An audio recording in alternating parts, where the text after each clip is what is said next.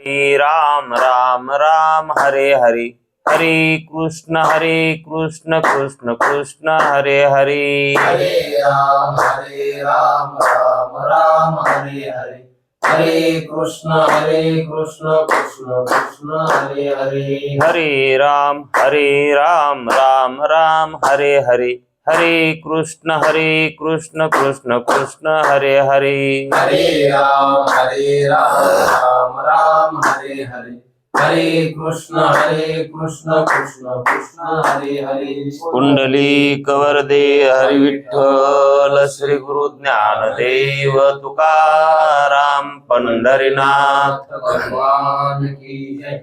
माऊली ज्ञानेश्वर महाराज की जय। जगद्गुरु तुकाराम महाराज की जय। ब्रह्मनिष्ठ गुरुवर्य रंगनाथ महाराज की जय। श्री विनायकं गुरुर्नौमि साकरे नाम विस्मृतम्, येषां चरण सान्निध्यात् जीवा मुक्ता भवन्ति। साखरे वंश विख्यातं ज्ञानदान परायणम्, विनायकं गुरुवन्दे भवबन्धविमुक्तये।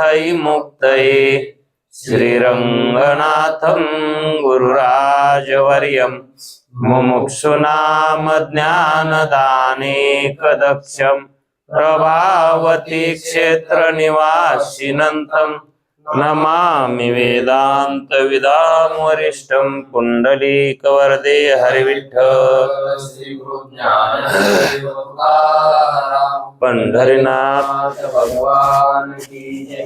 माऊली ज्ञानेश्वर महाराज की जय। जगो आनंद सत्य प्रकाश, विभो आणि आधार नाम रूपास। बुद्धी न जाणे आणि जाणे त्यास, तो अपार शुद्ध परमात्मा मीच असे। माझे अपार स्वरूप समुद्रावरती, जणू तरंग ब्रह्मा विष्णू महेश गणपती। चंद्र वरुण यम विरजिती, देवी कुबेर ही तैसेची। जो सर्वज्ञ आणि दयाघन, मुनी हृदयी ज्याचे करीते ध्यान। त्याचे बुद्धी उपाधी करुण, मिथ्याभान मजची माझी होतसे। ज्याच्या अज्ञाने भाषे जगत, जसा दोरीवरी सर्प दिसत। दोई ठाई ना सर्प जगत, ते स्वतंत्र आणि स्वयं ब्रह्म मीच असे। पुण्य पुरुषी सदैव निष्काम, बोध प्राप्ती कारणे भजावा राम। तो मीच आहे आत्माप्त काम, तरी नमन कवना करावे म्या। जयांचे केलिया स्मरण, सकळ विद्येचे वय अधिकरण। तेची वंदू श्री चरण श्री गुरूंचे, ते नमस्कारोनी आता। चला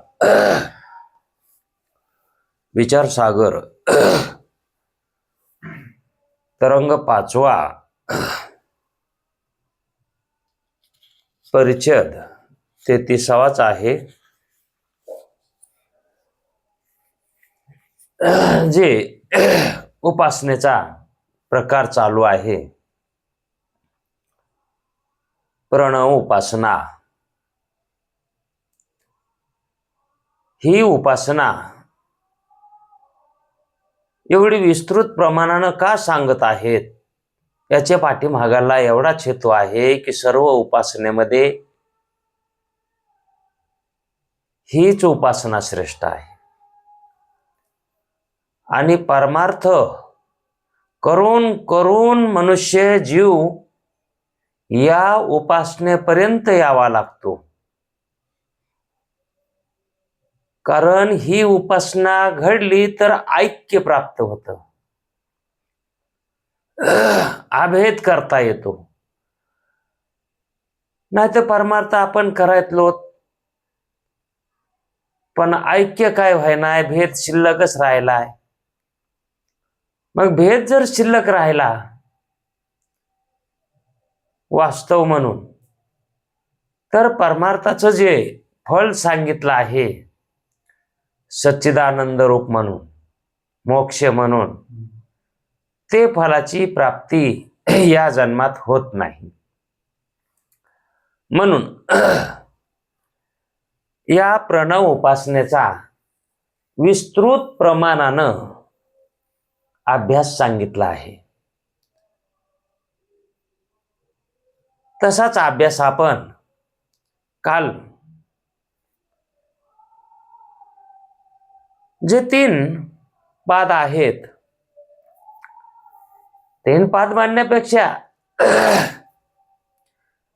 जे आत्म्याचे 3 स्वरूपे आहेत, जागृत, स्वप्न आणि सुषुप्ती. कारण तिन्ही अवस्थामध्ये अस्थिरूपानं आत्माच आहे. आणि विश्व,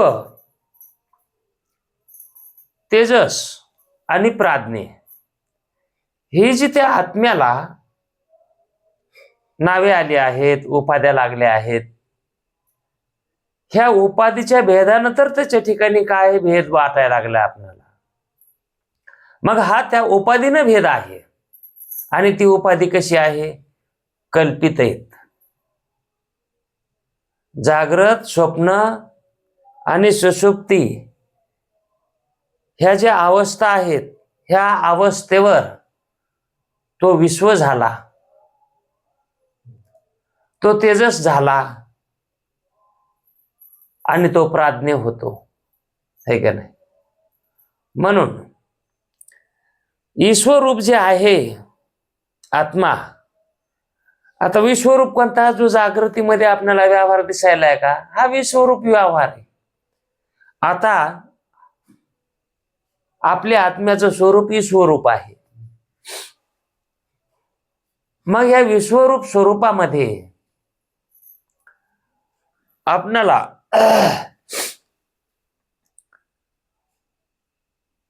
उपाधी आहे. विश्व ही उपाधी लागली. मग जो विश्वरूप आत्मा आहे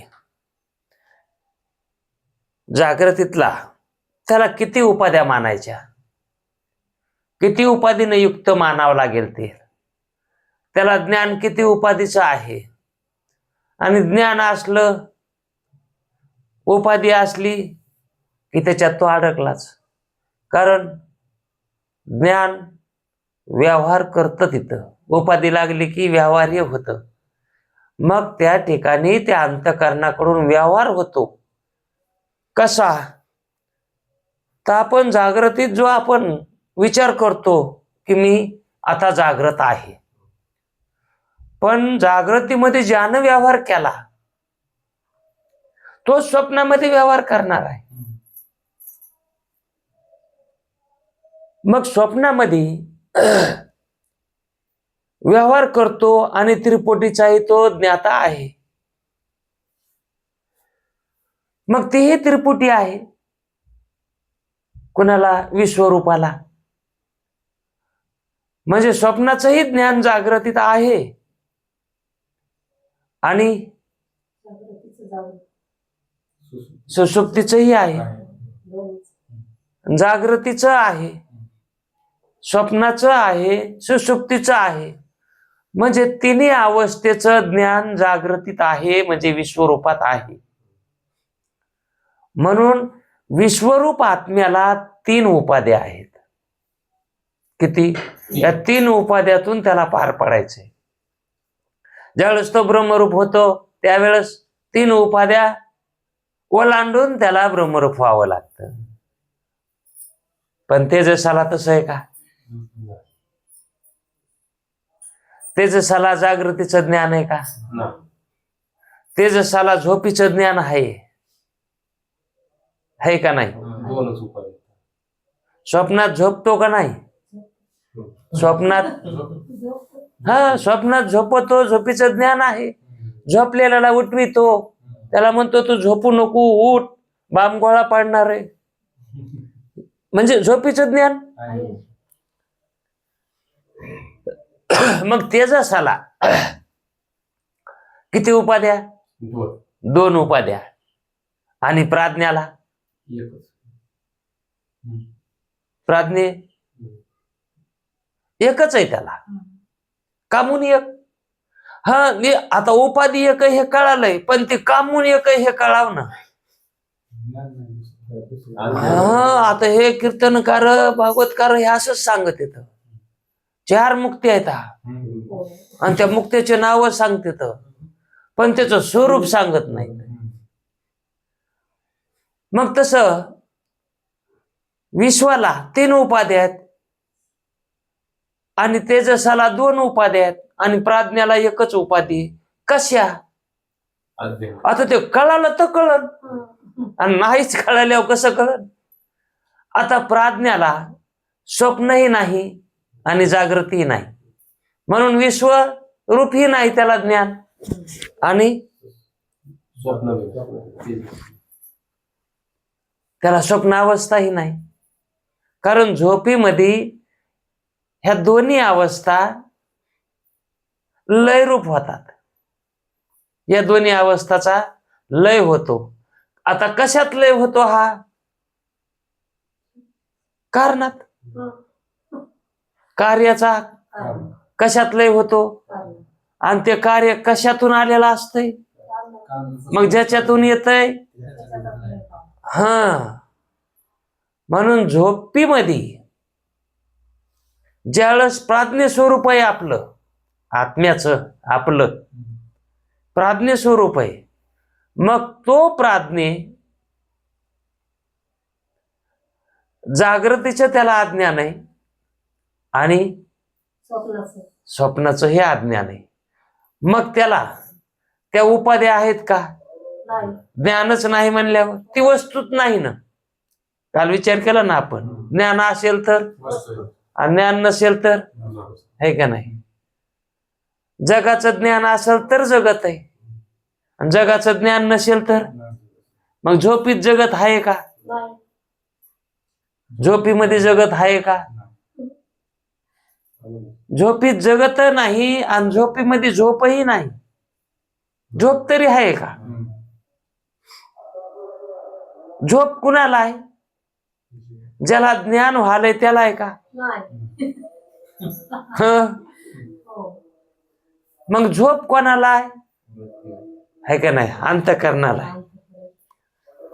मग अंतःकरणाला ज्ञान त्या ठिकाणी व्हायचं तर त्या ठिकाणी अंतःकरण अकार्यान्वित आहे. ते कार्यान्वित आहे का? अकार्यान्वित आहे.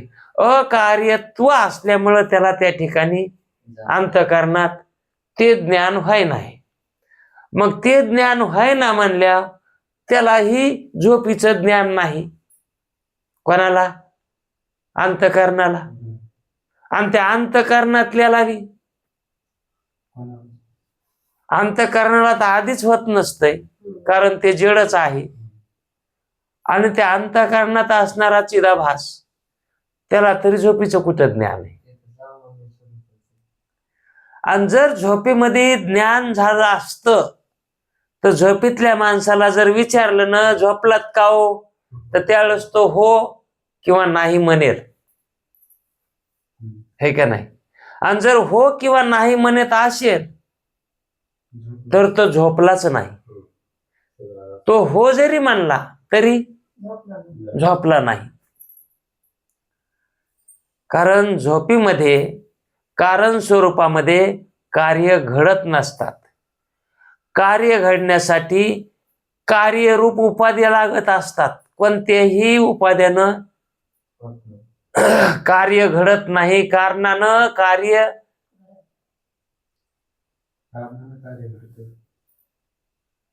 कारण होतंय. प्राज्ञ हे कारण होतंय, कार्य होत नाही. कार्याला ते कारण आहे नाही असं नाही, पण कार्य झालं तर अलिप्त आहे, वेगळं हे का नाही. गिराईक असेल तर दुकानदार सामान देईल, गिराईकच नसेल तर कारण सामानाची देवाणघेवाण जर करायची असेल तर ग्राहक लागत आहे, हे का नाही. आणि मग तो ग्राहक हीच उपाधी आहे कोणाची, व्यवहाराची, व्यवहार करणाराची. म्हणजे विषय असेल तर व्यवहार होणार, विषय नसेल तर व्यवहार होणार नाही. मग तसं या प्राज्ञाला विषय काय आहे, ग्राहक कोण आहेत, विश्व आणि तेजस, हे ग्राहक आहेत तिचे. ते ग्राहक जर आले दुकानाला तर त्या ठिकाणी तो व्यवहार करतो, नाहीतर प्राज्ञ स्वरूप जशाला तसाच असतो, हे का नाही. तो झोपला तरी गिराईक येतंय त्याला, आणि जाग झाला, झोपेतून झोप सोडली त्याला दोन गिराईक आहेत ना, झोप सोडली तरी बी गिराईक आहे आणि झोप आली तरी, है का नाही. तसं झोपला की जर तेजस म्हणून गिराईक होऊन आला तर स्वप्न प्रपंच दाखवितो, त्याला कारण आहे, स्वप्नालाही कारणच आहे. पण गिराईक आलं तर, तसा तेजस जर आला दुकानावर त्याच्या, तर तो सामुग्री धरवा, तुला स्वप्न प्रपंच उभा करायला काय लागत आहे ते घेऊन जाय, आपल्या दुकानात आहे. म्हणून त्या ठिकाणी तेजस ती सामुग्री, कोणती सामुग्री घेऊन जातो तो, तेजसाला कोणती सामुग्री लागती, साक्षीला कोणती सामुग्री लागती स्वप्न प्रपंच उभा करायला, जागृत प्रपंच उभा करायला विश्वाला कोणती लागती सामुग्री. या सामुग्री शिवाय कार्य होत नाही ना. स्वप्न पदार्थ हे साक्षी भाषेत म्हणून सांगितलं होतं, आणि तो साक्षी स्वप्न पदार्थाचा प्रकाशक आहे. मग ते पदार्थ ते कशाच्या सामुग्रीनं उभा करतो, अविद्या उपाधीनं, है का नाही. अविद्या उपाधी, अविद्या वृत्तीनं, अविद्या उपाधी घेऊन अविद्या वृत्तीनं स्वप्न तो साजरं करतो. त्या ठिकाणी फक्त अविद्या वृत्तीच लागती त्याला तिथं, आणि त्या ठिकाणी तो ज्ञानात काय करतो, पंचमहाभूतापासून करतो का, पंचमहाभूताशिवाय करतो. तिथं पुन्हा क्रम आहे का, तिथं क्रमही लागत नाही. तिथं देश काल लागतो का, अमुक असाच देश पाहिजे तसाच पाहिजे, काळही लागत नाही. दिवसाही स्वप्न पडतात, रात्रीही पडतात, आणि स्वप्नामध्ये जरी झोपला तरी त्या झोपेतही स्वप्न पडतात. स्वप्नात झोपलेला जरी असला तरी त्या झोपीत स्वप्न पडतात.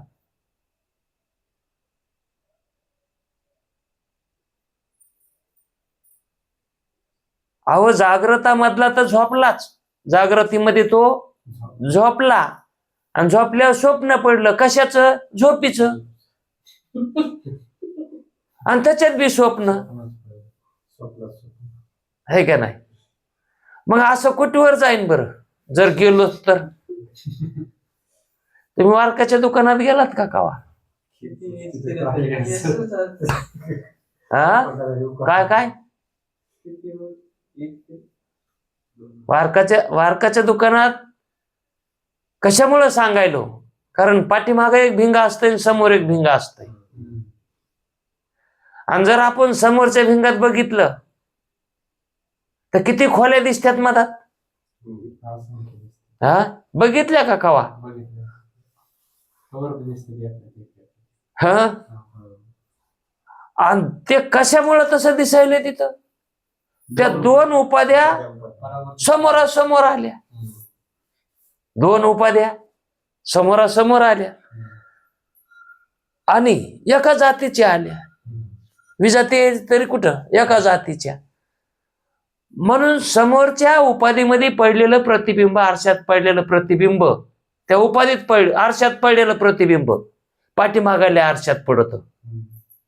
आता आरशाला काय करायचे? बिंब असो की प्रतिबिंब असो, त्याला त्याच ते ग्रहण करणं त्याच नियमातच आहे ना. म्हणून आरसा हा बिंबाचंही ग्रहण करतो आणि प्रतिबिंबाचंही ग्रहण करतो. प्रतिबिंबाचंही प्रतिबिंब दाखवितो आणि बिंबाचंही. म्हणून पाठीमागाला आरसा, समोरच्या आरशात पडलेला आपलं प्रतिबिंब, त्या प्रतिबिंबाचं सुद्धा तो प्रतिबिंब माग वळून बघितलं त्याच्यात बी दिसत आहे का नाही? आणि मग त्याच्यात पडलेलं प्रतिबिंब इकडे आरशात दिसतंय. मग तिकडे आरशात दिसतंय तर ते आपलं प्रतिबिंब दिसतंय ते त्या आरशातलंय. मग त्याच्या पाठीमागे एक आरसा दिसतो, तो कुठला आहे? त्या आरशाचं प्रतिबिंब याच्यात पडत आहे, आरशाचंच प्रतिबिंब. असं जिथपर्यंत त्याला त्रिकोण मिळत नाही, कोण सरळ रेषा पोहोचण्यासाठी कोण मिळत नाही, म्हणजे ती उपाधी त्याच्या समोर जोपर्यंत येते तोपर्यंत ते प्रतिबिंब दाखवितच राहतात. तसं आपणाला आता विश्वरूपात आहोत आपण, है का नाही?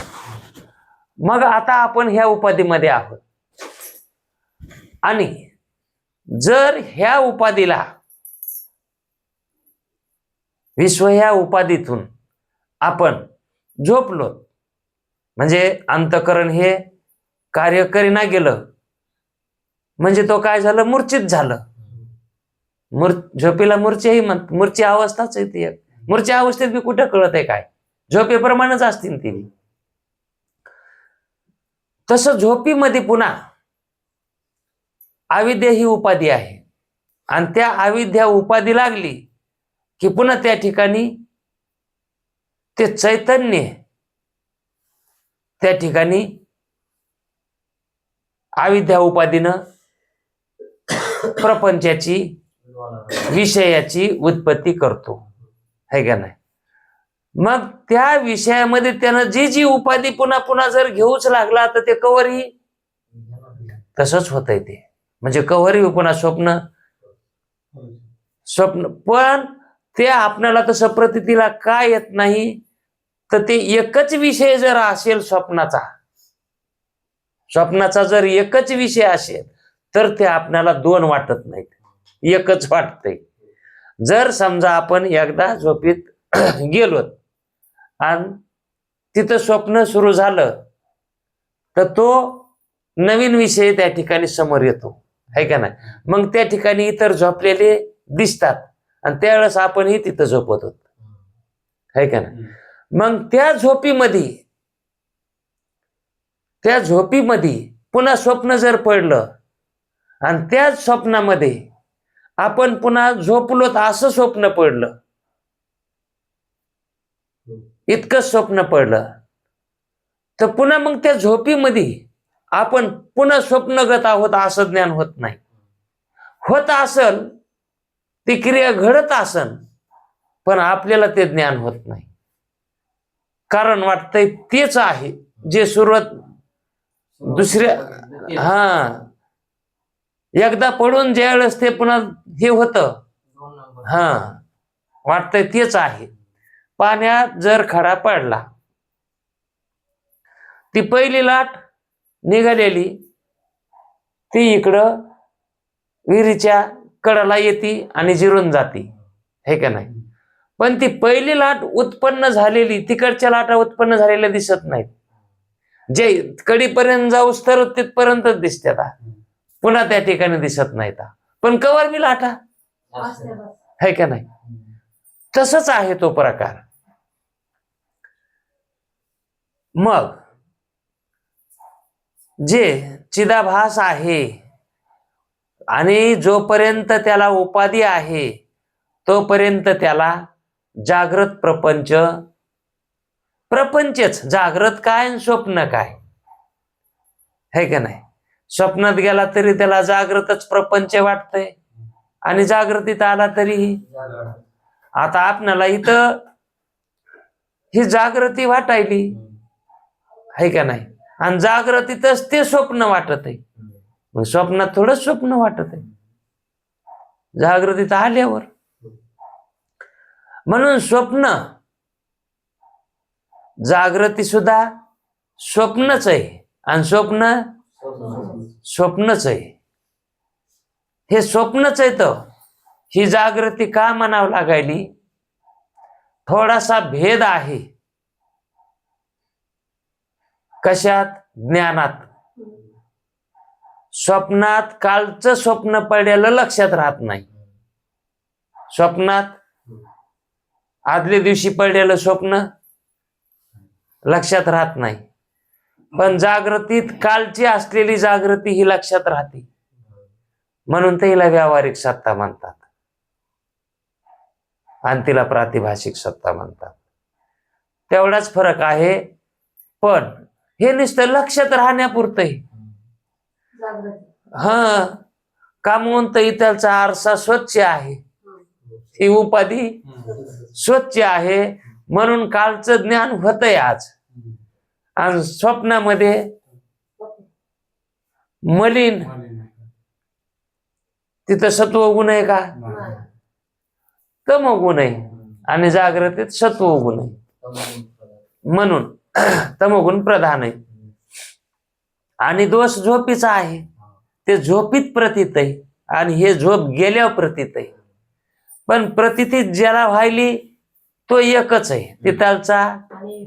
मग तिथं तेजस झाला तरी तो प्राज्ञच झालाय तेजस.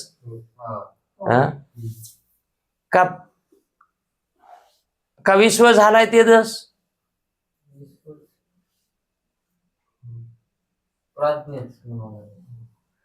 जो तेजस झाला तो तेजस कोणाकडून झालाय. त्यानं सामुग्री कोणाकडून घेतली.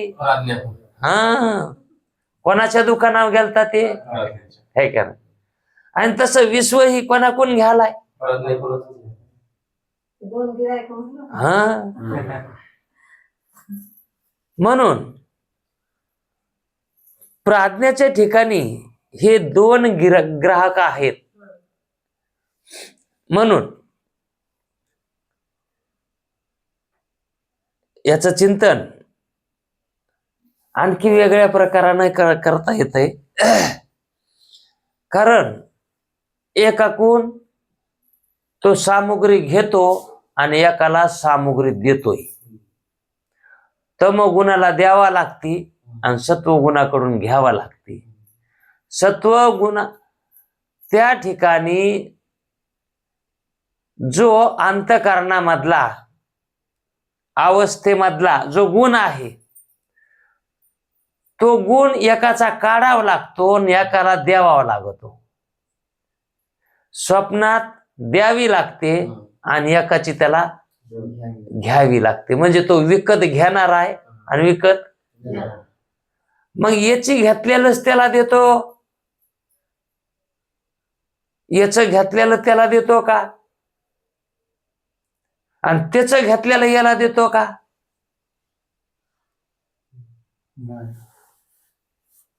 फक्त त्या ठिकाणी स्वस्मरण त्या ठिकाणी तो देतो.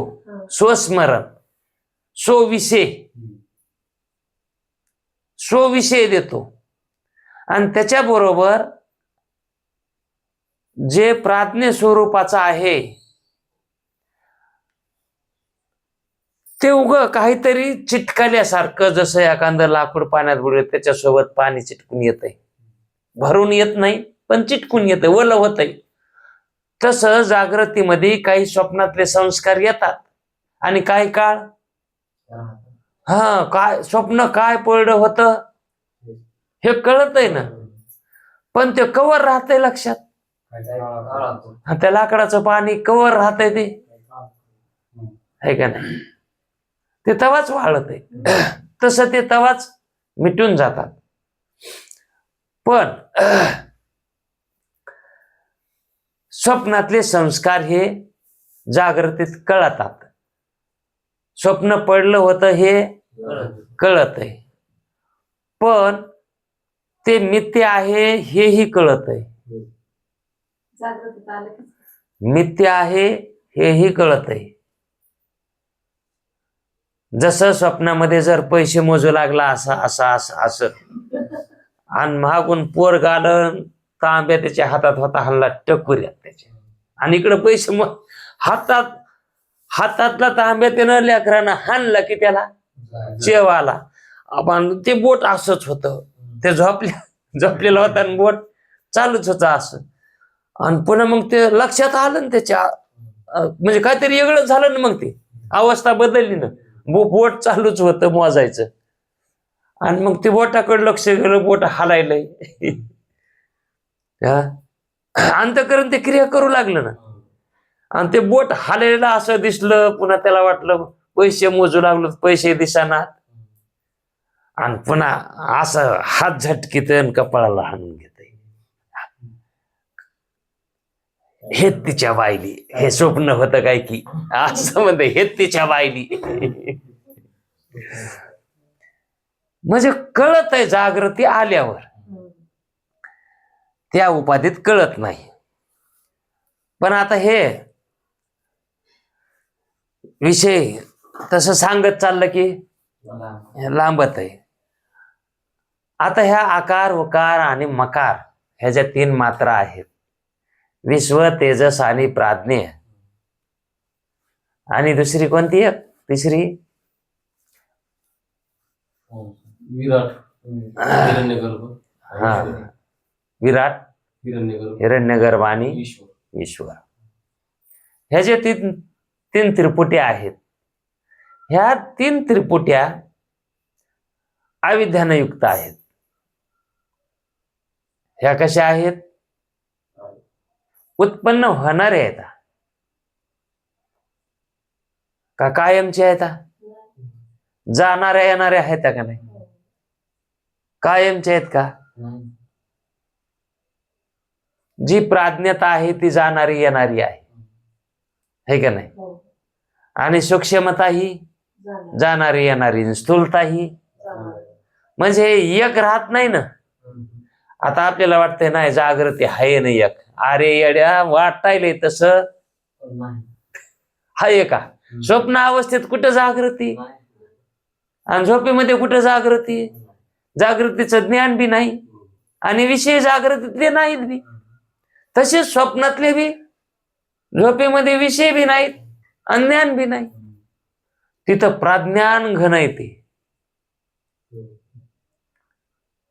ते चैतन्य कसं आहे? प्रज्ञान घन चैतन्य येते, आणि तेच चैतन्य ह्या 2 अवस्थेला कारण आहे.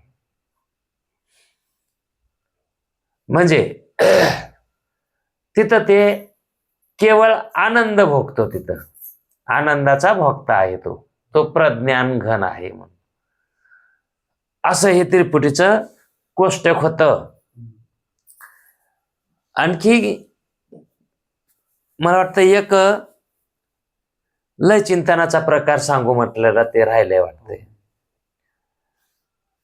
की लय चिंतन याच्यामध्ये कसं करायचं? आता आकार, उकार आणि मकार, स्थूल आकार आहे आणि सूक्ष्म उकार आहे, आणि मकार प्राज्ञ आहे. प्राज्ञ मकार रूप आहे. अमात्र कोण आहे? ओमकार, है का नाही? ओमकाराचं जे तुरीय अवस्था आहे ते अमात्र आहे. आता अमात्र म्हणजे काय हे माहित झालंय ना. म्हणून अमात्र रूप हे ओंकाराचं खरं स्वरूप आहे. मग अमात्र रूप काय आहे? ब्रह्म आहे. मग ओंकाराचं स्वरूप ब्रह्मच आहे. हे तुरीय अमात्र ब्रह्मरूप आहे. हे तुरीय अवस्था अमात्र रूप आहे आणि ब्रह्मरूप आहे. आणि शुद्धाच्या ठिकाणी, शुद्ध ब्रह्माच्या ठिकाणी जे अमात्र आहे ते शुद्ध का अमात्र रूप? जे तुरीय आहे का नाही, ते कुणाचं तरी कारण आहे का? मग कारण नाही हे तरी आहे ना ते. त्याच्यात कारण नाही. अकारण रूप आहे का नाही ते? हा, ते अकारण रूप आहे का नाही. आणि प्राज्ञ कारण रूप आहे. म्हणजे एक कारण रूप आहे आणि एक अकारण रूप आहे. अकारण जे आहे का तेच महाकारण आहे. अकारण ते काय आहे? महाकारण का होईना पण ते कारण आहेच ना. मग अमात्र हे काय आहे? आता विदेह देह म्हणजे विदेह मुक्त, हा, तो विदेही देहवान आहेच ना. तो देह कसा आहे? विदेह रूप आहे. मग त्या देहाला सुद्धा देह हे नाव दिलंय ना. हा, म्हणजेच एक हंडा भरलेला आहे, एक हंडा भरलेला आहे आणि एका हंड्यामध्ये काहीच नाही. मग ते हंडा नाहीच का? हंडा आहे पण रिकामा आहे, त्याच्यात काही नाही. तसा विदेहामध्ये काही नाही, चेतन रूपच आहे पण विदेह हा रिकाम्या हंडा, त्याच्यात काही नाही बाबा, नाही ना. हा, पण रिकामा हंडा आहे ना. हा, त्याच्यात काही नाही. मग ज्याच्यात काही नाही ते ब्रह्मच आहे ना. कोण नाही म्हणायला. हा, रिकामा आहे म्हणून ते ब्रह्मरूपच आहे. पण कसं आहे? व्यापक रूपा नाही का ते? हा, आता ते आकाश व्यापकच आहे पण पाहणाऱ्याला कसं आहे ते? त्या घटातला आकाशच वाटतंय ते, है का नाही. पण आकाश कुठं अडत असतंय का? ते घटातलं जर आकाश आहे असं जर म्हणायचं म्हटलं ना, तर तो घट उचलून ठेवला तर त्या आकाशासहित बाजूला जावा. आकाशासहित जातंय का? मग ते त्या घटातला आकाश आहे का ते? पण प्रतीला आलंय का नाही? तस अमात्र जे आहे ना, पण अमात्र आहेच ना ते. अमात्र म्हणजे काही नाही, है का नाही. मग काय नाही हे? हा, काय नाही. हा, म्हणजेच उपस्थित आहे आणि अनुपस्थित आहे म्हणाव का नाही? सांगा की. हा, आहे म्हणावं लागेल ना. अनुपस्थित, ते अनुपस्थित हा शब्द नकारात्मक आहे आणि आहे हा सकारात्मक आहे. हा, तस अनुपस्थित जरी म्हटलं तरी त्याला अनुपस्थित आहेच म्हणावं लागतंय. कोण नाही? जो उपस्थित नाही तो नाही. हा, मग तो नाही आहे का नाही?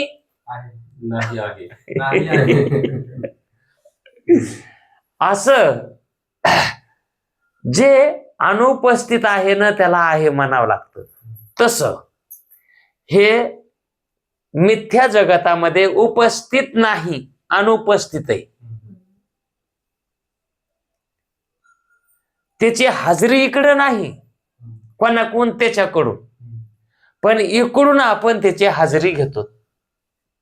का मग तर इकडं ज्ञानाचा आपल्याला उपाधी आहे ना, अंतकरण. अंतकरण हे ज्ञानाला परिणाम पावायले म्हणून आपणाला ते प्रतीतीला यालय, रिकामा का व्हायना पण. म्हणून त्याला चौथा देह म्हणते. आणि त्या देहाला काय म्हणतात? महाकारण. आणि कारण देह कोणचा? झोपेतला, ते प्राज्ञ. आणि ते तुरीय. महाकारणातला कोण? नाव ठुलयच का नाही तुरीय त्याच? मग आहे त्याच ठुलय का नाही त्याच ठुलय?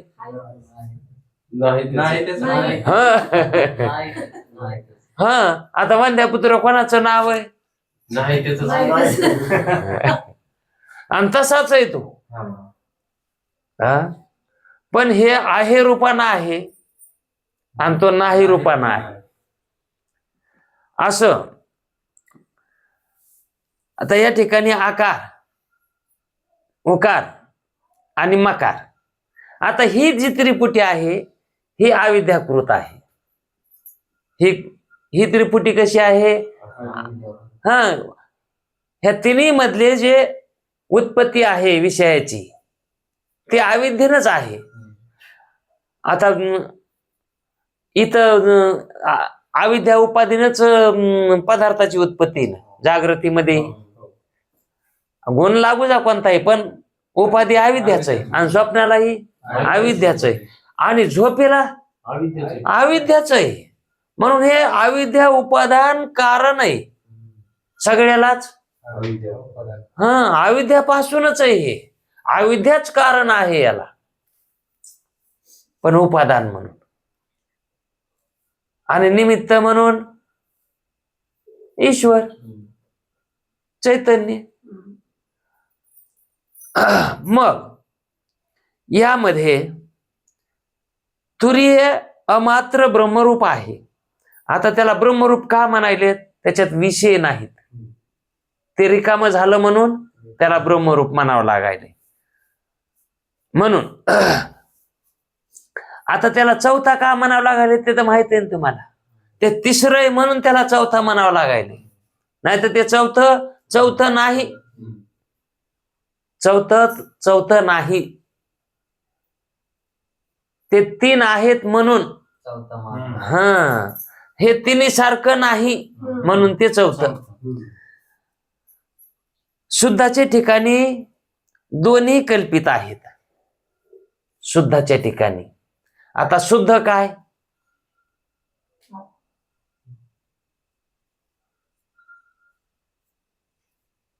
तुरीय अमात्र ब्रह्मरूप आहे. आणि शुद्धाच्या ठिकाणी दोन्ही कल्पित आहेत.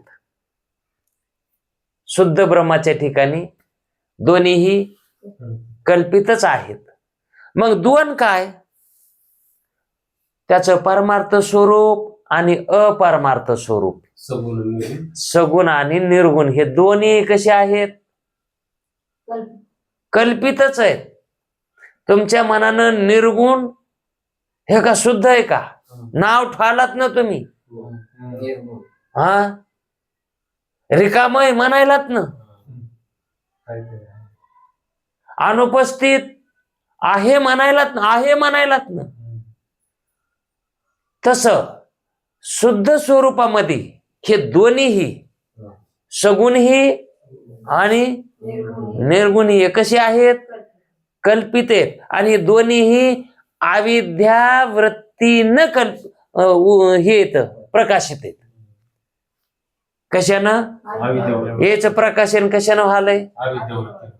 आता आपल्याला असं वाटतंय अहो सगुण असन कल्पित, पण निर्गुणाला कसं कल्पित म्हणावं?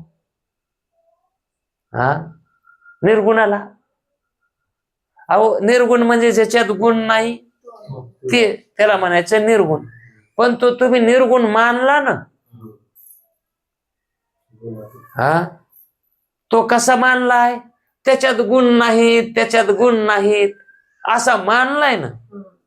मानलाय हा कसा मानलाय? हा गुण नाही ते मानलाय, आहे का नाही? मग त्या तो दोष झालाच ना, तो दोष झालाच ना.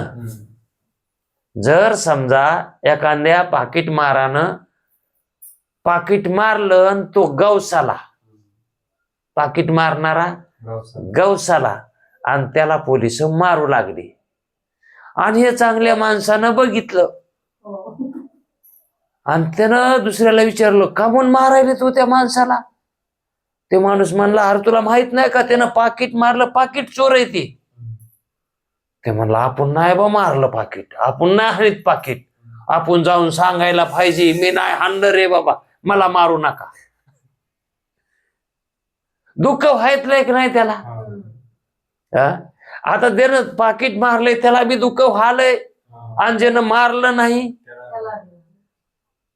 आणि हे कशानं व्हायले त्याला? अविद्या वृत्ती, ती वृत्ती बघा ना, काही नाही करून म्हणजे निर्गुण असून सुद्धा. मग निर्गुण सुद्धा म्हणू नका, गपचिप बसा. गपचिप बसणं हे खरं स्वरूप आहे. मी हे बी नाही आणि तेही नाही, मला असं म्हणता येत नाही आणि तसं म्हणता येत नाही. म्हणून सगुण निर्गुण एकू गोविंदुरी, माझं सत्य स्वरूप ते सगुणही नाही आणि निर्गुण बी नाही. मग निर्गुण निर्गुण का म्हणून सांगितलं तुम्ही? सगुणच सांगून तुम्ही खरं शुद्ध स्वरूप सांगायचं. अरे ते सगुण घालण्यासाठी निर्गुण सांगितलं होतं. आम्हाला निर्गुण सांगायची का गोडी होती का? आणि सगुण कशाने गेला असत? हा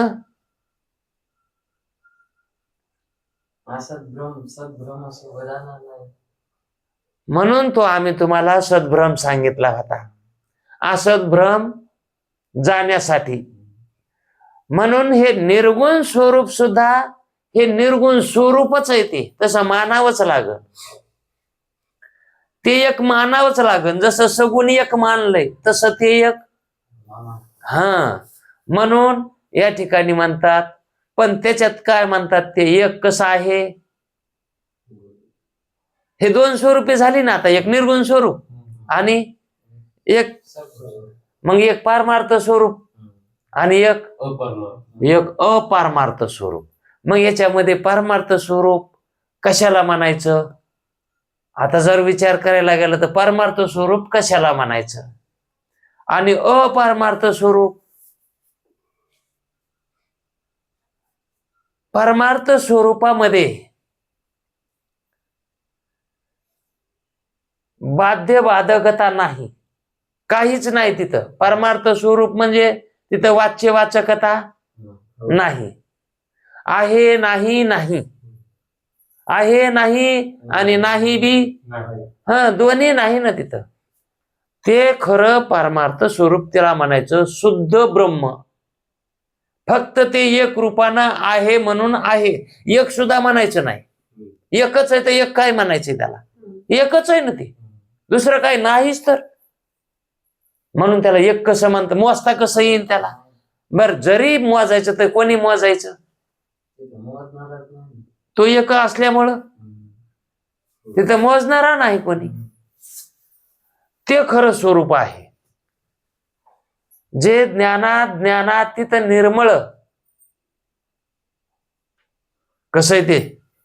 जे मग तिथं ज्ञान बी नाही बर का, आणि हा आता ज्ञान कसं नाही? नाही ज्ञान तिथं. ज्ञान कधी आहे?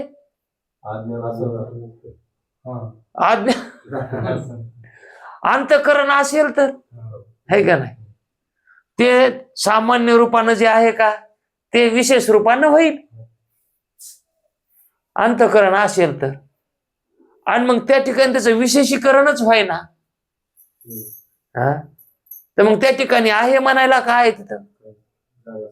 हा, तिथं ते हे नाही, प्रकाशनता नाही ना तिथं. म्हणून ज्ञानात तिथं निर्मळ. आता ज्ञानात तीच निर्मळ आहे, म्हणजे ज्ञानापेक्षा निर्मळ. कोण्या ज्ञानापेक्षा? वृत्ती ज्ञानापेक्षा. हे आपल्याला जागृतीत, स्वप्नात, झोपीत जे ज्ञान व्हायलेत का, ह्या ज्ञानापेक्षा ते निर्मळ आहे. आणि हे ज्ञान कसं आहे? हे दोषाने युक्त आहे, वृत्तीनं होणार. आणि याचा काय आहे बाद आहे ह्या ज्ञानाचा? स्वप्नात झालेलं ज्ञान राहतंय का? काही कालानं ते नष्ट होत आहे ना, आहे का नाही? आता आपल्या गावात आता पुस्तक किती लोक मेलेत हे माहित आहे का? मेले नाहीत का? समोर गेलं ना, ते अज्ञानात गेले का नाही ते ज्ञान? म्हणजे झालेलं ज्ञान मग ते अज्ञानाच असून तेव्हा अज्ञानात गेलं. अज्ञानात का म्हणून गेलं? हा, मग हे जे ज्ञान आहे ना आता अवस्थेमध्ये आपल्याला होतंय, हे ज्ञान अज्ञानच आहे, हे ज्ञान नाहीच. मग आपण मी संसारी आहे कशानं म्हणायलो? आणि मी बद्ध आहे कशानं म्हणायलो? आणि मी पारमार्थिक आहे कशानं म्हणायलो? आणि ज्ञानात तर त्या शुद्ध ज्ञानामध्ये तर व्यवहारच नाही ना, स्वरूपामध्ये व्यवहारच नाही. तिथं ज्ञान बी नाही आणि अज्ञान बी नाही. म्हणून त्याला म्हणलंय ज्ञानात तिथं निर्मळ.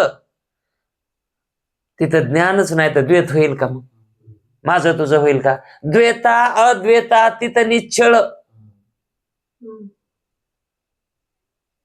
शिवा अशिवा तिथं केवळ. शिव आणि अशिव,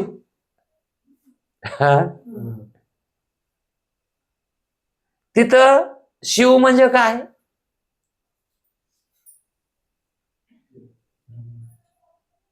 शिव म्हणजे हे तुरीय अवस्था, चौथा देह, ते शिवरूप आहे ना.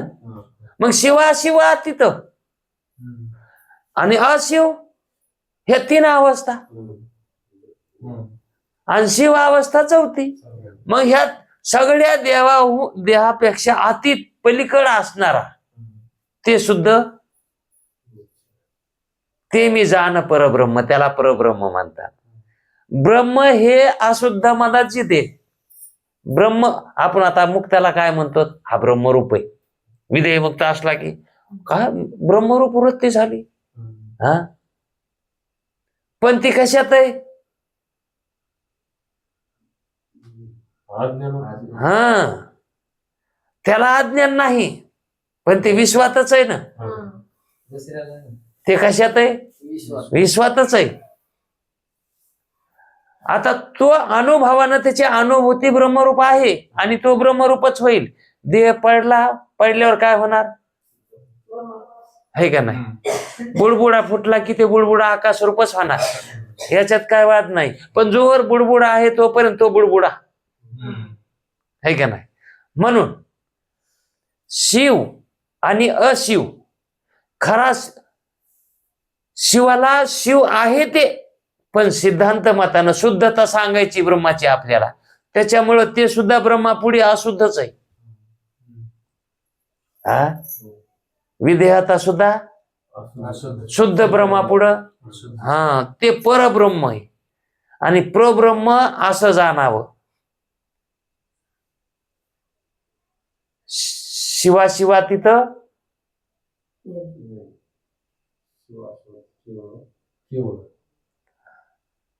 ते मी जाण परब्रह्म, म्हणजे द्वैताच्या आणि अद्वैताच्या पलीकडं, शिवाच्या आणि अशिवाच्याही पलीकडं, आणि द्वैताच्या आणि अद्वैताच्या पलीकडं, ज्ञानाच्या अज्ञानाच्याही पलीकडं जे आहे का, की त्याला काहीही म्हणता येत नाही, त्याला नाव नाही, काहीच नाही, त्याला नाही सुद्धा म्हणू देत नाही. ते चैतन्य असं आहे की त्याच्या ठिकाणी काही नाही हे सुद्धा ते प्रतिउत्तर काय येत आहे सिद्धांताच्या दृष्टिकोनातून, त्याच्यात काही नाही न कधीपासून नाही. ते म्हणते कधीपासून नाही आहे म्हणलं तरी मग कधीपासून आहे तसं होईल. म्हणून त्याला काहीच नाही. म्हणताच येत नाही. गपची बसणं हेच त्या ठिकाणी त्याचं उत्तर आहे. म्हणून वेद मौनावला. त्याचं काय उत्तर दिलं वेदानं? कसं ते अज्ञान प्रगट केलं का ज्ञान प्रगट केलं त्यानं सांगितलं का नाही सांगितलं? मग ते सांगितलं हे कळावं लागतं. ते गपची बसणं हे त्याचं काय? ते सांगणं आणि खरं सांगणं का नाही? खरं आहे का नाही? पुन्हा नाही कोणी म्हणेल नाही खरं नसन, खरं आहे ना ते. हे न सांगणं सुद्धा सांगणंच आहे का नाही? पण ते अविद्या वृत्तीनच आहे. तेही कसं आहे? म्हणून शुद्धाच्या पुढे ते सुद्धा अज्ञानच आहे. म्हणून वेदाला काय म्हणलंय शेवटी? मिथ्याच म्हटलंय. वेद सांगायलाय ना, काय गपचीप बसून सांगायलाय ना, तरी वेद म्हणायला मी काय कोणा केलं, मी गपचीप बसलो काय म्हणलो नाही. अरे गपचीप बसणं हे तू सांग नाही ना.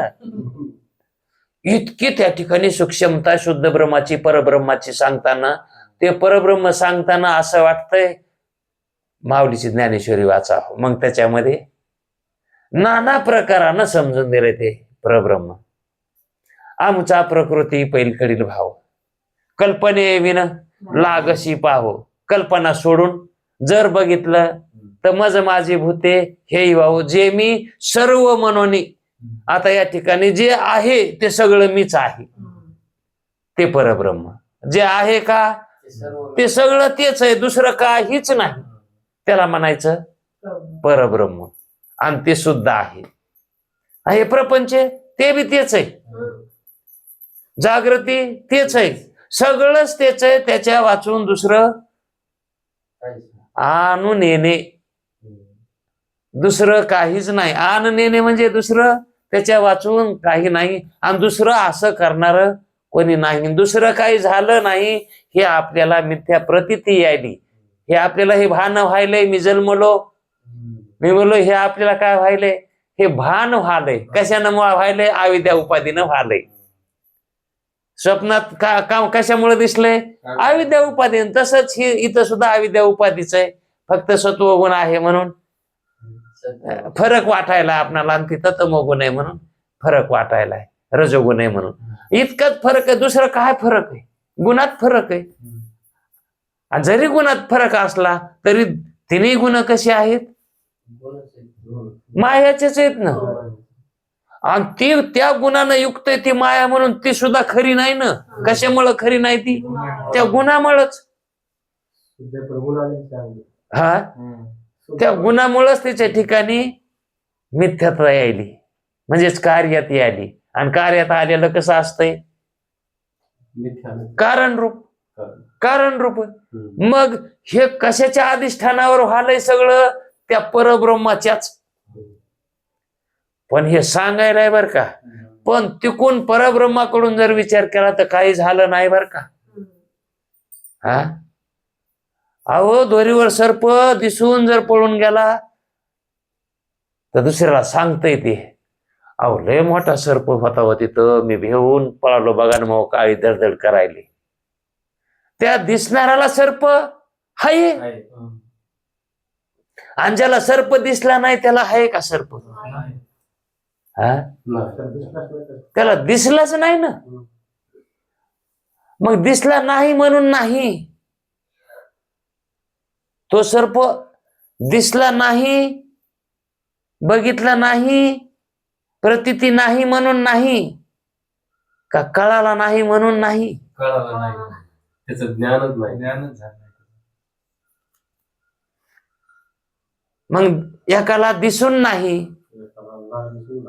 आणि नाही दिसून नाही. मग तसाच आणि एकाला दिसून एकाला दिसून नाही. हा म्हणजे त्रिपुटी कशी बघा ना, दिसून बी नाही, नाही दिसून बी नाही, आणि नाहीच काय काय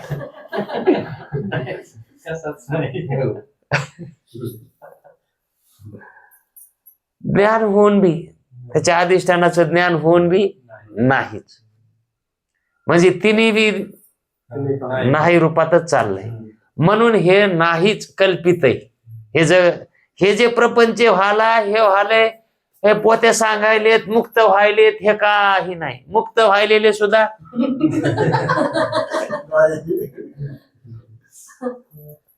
नाही. त्यालाच कसं वरच्या खिशात ठेवून बाकीच्या बगली खिशात घालायचे. कारण शास्त्र इतकं खरं कोणच बोलत नाही. मग ते स्वतःची बी भीड मानित नाही. शास्त्र हे स्वतःची बी भीड मानित नाही. शस्त्र हे कसं आहे, उजव्या हातात जर शस्त्र असलं तर ते शस्त्र डावा हात तोडायला सुद्धा भेट नाही, पण हाणणारानं हाणून बघाव, त्या उजव्या हातानं हाणून बघाव त्याला, ते शस्त्र त्याची बी भीड राखीत नाही. अरे ह्या हाताचा ते भाऊच आहे की दुसरा डावा हात, पण ते उजवा हात त्या डाव्या हाताची सुद्धा भीड राखीत नाही, भावाची त्याच्या. नव्हे त्याच्या शरीराची सुद्धा भीड राखीत नाही. म्हणजे इतकं ते शस्त्र कसं असतंय, त्याचा स्वभाव तसा आहे, ते कोणाचीच भीड राखत नाही. तसं शास्त्र आहे, कोणाचीच भीड राखीत नाही. म्हणून किती वाजलेत फोन घरी? 8 वाजले. तर ते कालच्याच जाग्यावर आहेत आपण. हे तुरीय अमात्र ब्रह्मरूप आहे आणि शुद्धाच्या ठिकाणी दोन्ही कल्पित आहेत. शुद्धाच्या ठिकाणी हे दोन्ही कल्पित आहेत, म्हणून दोन्ही तद्रूपच आहेत. ते कल्पित असल्यामुळं ते दोन्ही कसे येत, आणि ते कल्पित येत. कल्पित असल्यामुळं दोन्ही तद्रूपच आहेत, ब्रह्मरूपच आहेत. ते काय, जे असद रूप ते याचे परमार्थ रूप आणि अपरमार्थ रूप, म्हणजे परमार्थ करणं, संसार करणं, हे दोन्ही बी कसे आहेत, ब्रह्मरूपच आहेत ते. मग आता याच्यामध्ये शंका उत्पन्न होत नाहीत का? मग ते बी ब्रह्मरूप आहेत आणि आपण बी ब्रह्मरूप आहेत. मग आपण परमार्थ काय करायचा आहे? संसारच केलेला बरा, अशी शंका उत्पन्न होती का नाही? पण आपण ब्रह्मरूप आहोत असा आपल्याला अनुभव आहे का? ते बी ब्रह्मरूपच आहेत, पण त्यांना आहे का अनुभव? आणि परमार्थ करून असा अनुभव येत नाही का? आणि मग हेच अनुभव आणण्यासाठी परमार्थ करावं लागतंय. हायतच आपण ब्रह्मरूप, पण ते गवसावं लागन ना, हरवलोत ना आपण. कसे झालो, हरवलोत. आता आपल्याला गवसावं लागत. हाय आपलं घर आहे, बायको आहे, सगळं आहे, पण आपल्याला ते घरच जर गवसत नसल, निशा जास्त झाली, इकडं रस्त्याला लोळायला आहे, तर मग त्याला तिथं घरला जायचं म्हणल्यावर त्याला ते कळून तर घ्यावं लागते. नशा काढून टाकावं लागन ना, कैप उतरावं लागन ना त्याची. आणि ती कैप उतरीनं म्हणजेच काय, परमार्थ, श्रवण, मनन, निधिध्यासन. आणि ती कैप उतरली म्हणजे मग त्याला कळत आहे आपलं घर कुठं आहे, आपण कुठं आहोत. आणि जास्त झाली होती काय की म्हणते तिथं, आहे का नाही? कपडे मळालेले दिसतात, पुन्हा 4 लोक म्हणतात, काय हो कळत नसतंय का कुठं इतकं? प्याचंय तर घरी जाऊन प्यावा, घरी नेऊन प्यावा, रस्त्याला पडूस तर प्यावा का? नाही एकानबार होतंय तसं एकानबार. अरे एकानबारच ही चूक झालेली. इतके जन्म भोगावं लागले तर एकदा चूक झालेली असेल ना. म्हणून अनंत जन्माचे असत संस्कार आपल्याला लागलेत म्हणून आपल्याला विसरलो. म्हणून आपल्याला आपला आलेला विसर घालवायचा आहे, म्हणजे आठवा आणायचा आहे. आणि तो आठव बी ठेवायचा नाही. हा नाठव बी ठेवायचा नाही. आठव तर नाही ठेवायचा. आठव नाठव गेला भाव आणि अभाव. भावही जावा आणि अभावही जावा. मग काय शिल्लक काय? आपल्या सहित ब्रह्मरूप व्हावं, पांडुरंग रूप व्हावं. पांडुरंग वेगळा ना आपण वेगळा असं नाही. स्वयंमेव एकरूप, दोन्हीच्या मधामध्ये भेद राहू नये अशी स्थिती म्हणायचं परब्रह्माची स्थिती. आणि ती कैवल्य अवस्था आहे. तिथे कैवल्य अवस्था नाही, ती खरी ती स्थिती, आपलं खरं स्वरूप ती आहे. आणि मग त्याला नाव बी नाही, तिथं जाणीव बी नाही आणि नेणीव बी नाही, असं असणार ते खरं स्वरूप आहे. बघू आणखी उद्या. तोपर्यंत थांबू. पुंडलिक वरदे हरी.